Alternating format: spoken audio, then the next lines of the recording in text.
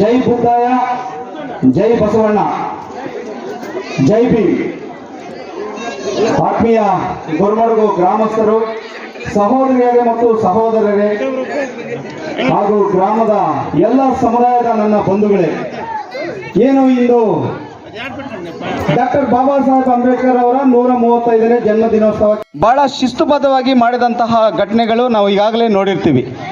ಈ ಒಂದು ಕಾರ್ಯಕ್ರಮವನ್ನು ಇಷ್ಟೊಂದು ಅದ್ಧೂರಿಯಾಗಿ ಮೂಡಿ ಬರಬೇಕಂತ ಹೇಳಿದ್ರೆ ಅವಿರಹಿತ ಶ್ರಮ ವಹಿಸಿದಂಥ ನಮ್ಮೂರಿನ ಹಿರಿಯರು, ಮಹಿಳೆಯರು ಮತ್ತು ಯುವಕರು, ವಿಶೇಷವಾಗಿ ನನ್ನ ಸಹೋದರಿಯರು, ಸಹೋದರರು ಭಾಳ ಶ್ರಮ ವಹಿಸಿ ಈ ಕಾರ್ಯಕ್ರಮವನ್ನು ನಡೆಸ್ಕೊಂಡಿರ್ತಾರೆ. ಈ ಕಾರ್ಯಕ್ರಮದ ಮೂಲ ಉದ್ದೇಶ ಬಾಬಾ ಸಾಹೇಬ್ ಅಂಬೇಡ್ಕರ್ರ ಚಿಂತನೆಗಳು, ಶಿಕ್ಷಣ, ಸಂಘಟನೆ, ಹೋರಾಟ. ಶಿಕ್ಷಣ ಪಡೆದವರು ಎಂದಿಗೂ ಎದೆಗುಂದದೆ ಮುನ್ನುಗ್ಗುತ್ತಾರೆ ಅಂಥೇಳಿ ಎಲ್ಲ ರೀತಿಯಲ್ಲಿ ಈಗಾಗಲೇ ನಮ್ಮ ಬಾಬಾ ಸಾಹೇಬ್ ಅಂಬೇಡ್ಕರ್ರ ತತ್ವ ಸಿದ್ಧಾಂತಗಳು ಮೈಗೂಡಿಸ್ಕೊಂಡಿರೋರಿಗೆ ಗೊತ್ತಿದೆ. ಶಿಕ್ಷಣ ಹುಲಿಯ ಹಾಲಿದ್ದಂತೆ, ಅದನ್ನು ಕುಡಿದವರು ಗರ್ಜಿಸಲೇಬೇಕು. ಆ ನಿಟ್ಟಿನಲ್ಲಿ ಗ್ರಾಮದ ಭಾವೈಕ್ಯತೆ, ಸಾಮರಸ್ಯವನ್ನು ಪ್ರತಿಯೊಬ್ಬರು ಮೈಗೂಡಿಸ್ಕೊಳ್ಬೇಕಂತೇಳಿ ನಾವೆಲ್ಲರೂ ಈ ಒಂದು ಡಾಕ್ಟರ್ ಬಾಬಾ ಸಾಹೇಬ್ ಅಂಬೇಡ್ಕರ್ರ ಒಂದು ಜಯಂತಿ ಉತ್ಸವವನ್ನು ಇಂದು ಗ್ರಾಮದಲ್ಲಿ ಅಂಬೇಡ್ಕರ್ ಹಬ್ಬ ಗೊರಮಡಗು 2026 ಎಂಬ ಶೀರ್ಷಿಕೆ ಅಡಿಯಲ್ಲಿ ನಾವು ಮಾಡಿರ್ತೀವಿ. ಈ ಕಾರ್ಯಕ್ರಮಕ್ಕೆ ವಿಶೇಷವಾಗಿ ನಮ್ಮೂರಿಗೆ ಆಗಮಿಸಿದಂಥ ಎಲ್ಲ ಗಣ್ಯಮಾನ್ಯರಿಗೆ, ವೇದಿಕೆ ಮೇಲೆ ಆಸೀನರಾಗಿರುವಂಥ ಎಲ್ಲರಿಗೂ ಮತ್ತೊಮ್ಮೆ ಸ್ವಾಗತ ಬಯಸ್ತಾ, ಈಗಾಗಲೇ ನಮ್ಮ ಊರಿನಲ್ಲಿ ನಾವು ಕಳೆದ 2-3 ವರ್ಷಗಳ ಹಿಂದೆ ಒಂದು ಕಾರ್ಯಕ್ರಮ ಮಾಡಿರ್ತೀವಿ. ಡಾಕ್ಟರ್ ಬಾಬಾ ಸಾಹೇಬ್ ಅಂಬೇಡ್ಕರ್ ಅವರ ಕುರಿತು ಜಾಗೃತಿ ಮೂಡಿಸೋಣ, ಸಂವಿಧಾನವನ್ನು ಎತ್ತಿ ಹಿಡಿಯೋಣ ಅಂತೇಳಿ ಸ್ವಲ್ಪ ಜನ ಸೇರಿದರು. ಇವತ್ತು ಇನ್ನೂ ಹೆಚ್ಚಿನದಾಗಿ ಸೇರಿದ್ದಾರೆ. ಯಾಕಂತ ಹೇಳಿದ್ರೆ ನಾವು ಚೈನಾ ಒಂದು ಏನು ಬಿದಿರು ಅಂತಾರೆ, ಅದು 5 ವರ್ಷ ಹಾಕಿದ್ರೇ ಅದು ಮೊಳಕೆ ಬಂದು ದೊಡ್ಡದಾಗಿ, ಅದು ಬೇರು ಎಷ್ಟು ಸ್ಟ್ರಾಂಗ್ ಆಗಿರುತ್ತೋ ಮೇಲೆಗೆ ಅಷ್ಟೇ ಸ್ಟ್ರಾಂಗ್ ಆಗಿರುತ್ತೆ. ಅದಕ್ಕೆ ನಾವು ಆವತ್ತು ಆಗಿರೋ ಅಂಥ ಗಿಡ ಇವತ್ತು ಬೆಳೆದಿದೆ, ಇವತ್ತು ಬೆಳೆದು ವೃಕ್ಷವಾಗಿ ಇದಿದೆ. ಇದನ್ನು ಕೀಳಕ್ಕಾಗಲ್ಲ. ಇನ್ನು ಯಾಕೆ ಕೀಳಕ್ಕಾಗಲ್ಲ ಅಂತ ಹೇಳಿದ್ರೆ, ಗೊರಮಡಗಿನಲ್ಲಿ ದಲಿತ ವರ್ಗಕ್ಕೆ ಸಪೋರ್ಟಾಗಿ ನಿಂತಿರುವಂಥವರು ಮೇಲ್ವರ್ಗದವರು ಇಲ್ಲಿ ಎಷ್ಟು ಅನ್ಯೂನ್ಯವಾಗಿ ಸಹೋದರತ್ವದಿಂದ ಇದ್ದಾರೆ ಅಂತ ಹೇಳಿದ್ರೆ, ಪ್ರತಿಯೊಂದು ಮನೆಯಿಂದನೂ ಇವತ್ತು ನಮ್ಮ ಕಾರ್ಯಕ್ರಮಕ್ಕೆ ಬಂದಿದ್ದಾರೆ.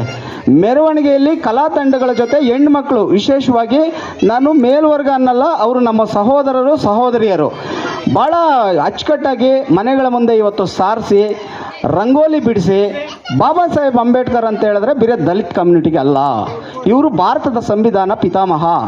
ಇವರ ಒಂದು ಸಂವಿಧಾನದ ಅಡಿಯಲ್ಲಿ ಪ್ರತಿಯೊಬ್ಬರಿಗೆ ಹಕ್ಕುಗಳು ಸಿಗ್ತಾ ಇದೆ. ಆರ್ಟಿಕಲ್ 29 ಜೀವಿಸುವ ಹಕ್ಕು, ಆರ್ಟಿಕಲ್ 19 ವಾಕ್ ಸ್ವಾತಂತ್ರ್ಯ ಮತ್ತು ಅಭಿವ್ಯಕ್ತಿ ಸ್ವಾತಂತ್ರ್ಯ. ಇವೆಲ್ಲ ನಾವು ಸಂವಿಧಾನ ಅಡಿಯಲ್ಲಿ ತಿಳ್ಕೊಂಡಿರ್ತೀವಿ. ನಮ್ಮ ಹಕ್ಕುಗಳಿಗೋಸ್ಕರ ಹೋರಾಟ ಮಾಡೋದಕ್ಕೆ ಬಾಬಾ ಸಾಹೇಬ್ ಅಂಬೇಡ್ಕರ್ರೇ ನಮಗೆ ಮೂಲ ಕಾರಣ. ಅದಕ್ಕೆ ದಲಿತ ಕಮ್ಯುನಿಟಿಗೆ ಮಾತ್ರ ನೀವು ಅಂಬೇಡ್ಕರ್ ಜಯಂತಿ ಅಂತ ಹೇಳಿದ್ರೆ ನಾವು ಒಪ್ಪಲ್ಲ ಅಂತೇಳಿ ಪೂರ್ವಭಾವಿ ಸಭೆಗೆ ಒಂದು ಆಯೋಜನೆ ಮಾಡಿದಾಗ, ನಮ್ಮ ಒಂದು ಸಭೆಗೆ ಹಿರಿಯ ಮಾನ್ಯರು ಭಾಳ ಎಲ್ಲ ಸಮುದಾಯಗಳಿಂದನೂ ಬರ್ತಾರೆ. ನಾನು ಜಾತಿ ಅಂತ ಹೇಳಕ್ಕೆ ಹೋಗಲ್ಲ, ಎಲ್ಲ ಸಮುದಾಯದ ಅಣ್ಣ ತಮ್ಮಂದರು ಬಂದು ಆವತ್ತು ಈ ಕಾರ್ಯಕ್ರಮ ನಡೆಯೋದಕ್ಕೆ ಮೂಲ ಕಾರಣಕರ್ತರಾಗಿರ್ತಾರೆ. ಎಲ್ಲರೂ ಇವತ್ತು ಪೆಂಡಾಲ್ ಆಗಿರ್ಬೋದು, ಸ್ಟೇಜ್ ಆಗಿರ್ಬೋದು, ಚೇರ್ ಆಗಿರ್ಬೋದು, ಅನ್ನದಾಸೋಹಗಳಾಗಿರ್ಬೋದು, ಅಲ್ಲಿ ಮುಂದೆ ಊರು ಬಾಗಿಲು ಅಂತೇಳಿ ಅಂಬೇಡ್ಕರ್ ಹಬ್ಬ ಅಂತ ಆಗಿರ್ಬೋದು, ಅಲ್ಲಿನ ಒಂದು ಸ್ಥಿತಿಗತಿಗಳಾಗಿರ್ಬೋದು, ವಿಶೇಷವಾಗಿ ರಾತ್ರಿ 1:30 ಆದ್ರೂ ಏನು ಅಂಬೇಡ್ಕರ್ ಅನುಯಾಯಿಗಳಂತೆ ಇಲ್ಲಿ ಕೆಲಸ ಮಾಡಿರ್ತಾರೆ. ವಿಶೇಷವಾಗಿ ಯುವಕರು ವಾಲಂಟಿಯರ್ ಆಗಿ ತಾವು ದುಡಿದ ಹಣದಲ್ಲಿ, ಏನು ಬಿಸಿಲು, ಈ ಒಂದು ಸುಡುವ ಬಿಸಿಲಿನಲ್ಲಿ ಸಹ ಈ ಅಂಬೇಡ್ಕರ್ ಜಯಂತಿಗೆ ಅಂತ ಹೇಳಿದಾಗ ಭಾಳ ನಿಜವಾಗ್ಲೂ ನಾವು ದುಃಖಿತರ ಆಗ್ತಾ ಇದ್ದೀವಿ. ಯಾಕಂತ ಹೇಳಿದ್ರೆ ನಾವು ಯಾಕಪ್ಪ ಇನ್ನೂ ಇಷ್ಟೊಂದು ಮುಂದೆ ಬಂದಿಲ್ಲ ಅಂತೇಳಿ. ಅದಕ್ಕೆ ನಾವು ಚೈನಾ ವೃಕ್ಷದಂತೆ ದೊಡ್ಡದಾಗಿ ಬೆಳೆದಿದ್ದೀವಿ. ನಾವು ಈ ಊರಿನಲ್ಲಿ ಇನ್ನಷ್ಟು ದೊಡ್ಡ ಕಾರ್ಯಕ್ರಮಗಳು ಮಾಡೋದಕ್ಕೆ ಇವತ್ತು ನಾಂದಿ ಹಾಕ್ಕೊಂಡಿದ್ದೀವಿ. ಈ ನಾಂದಿ ಹಾಕ್ಕೊಂಡಿರೋ ಈ ಹಿನ್ನೆಲೆಯಲ್ಲಿ ನಮ್ಮ ಹಿರಿಯರು, ವಿಶೇಷವಾಗಿ ಅವರು ಹಾಕಿರೋ ಮಾರ್ಗದರ್ಶನದಲ್ಲೇ ನಾವೆಲ್ಲ ಒಗ್ಗಟ್ಟಾಗಿ ಹೋಗಿ ಮುಂದಿನ ದಿನಗಳಲ್ಲಿ ಇನ್ನಷ್ಟು ಯಶಸ್ವಿ ಕಾರ್ಯಕ್ರಮಗಳು ಮಾಡೋಣ. ಇದೇ ಗ್ರಾಮದಲ್ಲಿ ವಿಶೇಷವಾಗಿ ನಾವು ಈ ಕಾರ್ಯಕ್ರಮ ಮಾಡುವ ಉದ್ದೇಶ ಏನಂತ ಹೇಳಿದ್ರೆ, SSLC ಮತ್ತು PUCಯಲ್ಲಿ 2025 ಮತ್ತು 26ನೇ ಸಾಲಿನಲ್ಲಿ ತೇರ್ಗಡೆಯಾದಂತಹ ವಿದ್ಯಾರ್ಥಿಗಳನ್ನು ಇಲ್ಲಿ ಗುರುತಿಸಿ ಇಲ್ಲಿ ಒಂದು ಸನ್ಮಾನ ಆನರ್ ಮಾಡೋಣ ಅಂತೇಳಿ ನಮಗೆ ಮೊದಲನೇದಾಗಿ ಅಡ್ವೈಸ್ ಮಾಡಿದ್ರು. ಅದಕ್ಕೆ ನಮಗೆ ಭಾಳ ಖುಷಿ ಆಯಿತು. ಇಂಥ ಕಾರ್ಯಕ್ರಮಗಳು ಇಲ್ಲ ಆಗೋದಕ್ಕೆ ಅವ್ರಿಗೆ ನೆಕ್ಸ್ಟ್ ಜನ್ರೇಷನ್ಗೆ ಒಂದು ಇನ್ಸ್ಪೈರ್ ಆಗುತ್ತೆ ಅಂತ ಹೇಳ್ಬಿಟ್ಟು ಒಂದೇ ಒಂದು ಕಾರಣಕ್ಕೆ ಇದನ್ನು ನಮ್ಗೆ ಭಾಳ ಖುಷಿ ಆಯಿತು. ಎಲ್ಲರೂ ಒಪ್ಕೊಂಡಿದ್ದಾರೆ. ಮತ್ತು ಇನ್ನೊಂದು ಇದೇ ಊರಿನಲ್ಲಿ ಭಾಳ ನಮಗೆ ಇನ್ಸ್ಪೈರು ನಮ್ಮ ಶ್ರೀನಿವಾಸ್ ಸಾರು ಶಿಕ್ಷಕರು. ಅವರು ನಾವು ಚಿಕ್ಕವರಿದ್ದಾಗ ಅವ್ರನ್ನ ಇನ್ಸ್ಪೈರ್ ತಗೊಂಡು ನಾವು ಏನೋ ಒಂದು ಸಾಧನೆ ಮಾಡಬೇಕು ಅಂತ ಹೇಳ್ಬಿಟ್ಟು ನಾವು ಈಗ ಒಂದು ರಾಗಿ ಕಾಳಷ್ಟು ಸಾಧನೆ ಮಾಡಿದ್ದೀವಿ ಅಂತ ನನ್ನ ಒಂದು ಭಾಳ ಖುಷಿ ಆಯಿತು.